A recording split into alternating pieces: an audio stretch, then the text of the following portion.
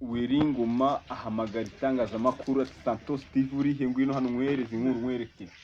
Ahamagara BBC, FBA, First Post muri Amerika arabahamagara ati muze mbereke mbirukane ngegera ubutaka bwanje.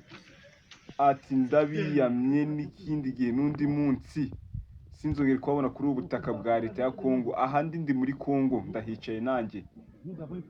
Ati n'ikindi gihe wowe wigeze kagarara ngo uzica abana b'Abanyafurika ngo uje kwica abakongomani ufite mu mutwe igicucu.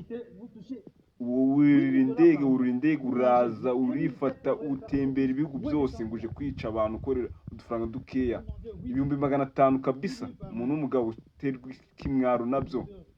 N'ikindi gihe ntuzongere kubirota. Mu gahinda gakomeye cyane ndi generali naratojwe umunyafurika mwatumenye kuva kera. Ugenda ubwire na bene wanyu ziba uri kuvuga iki? Ugenda ubwire na bene wanyu nitubashaka. Uva mu Burusiya muri Romania uva hehe ugenda unyura hirya no hino za Kazakhstan ufata abagabura bazana muze tujye kurya amafaranga muri Afrika y'injiji. We vana iyo telefone yawe imbere nawe. Santos TV afatiye inkuru neza.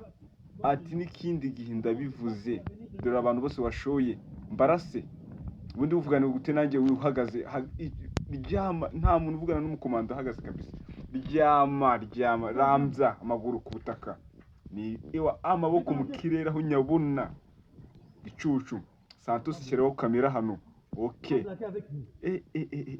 Ndabiyamye mugende mubwire Kisekedi wabatumye ni igicucu yo mbonyije ndayibona n'ikigoryi nkakimenya.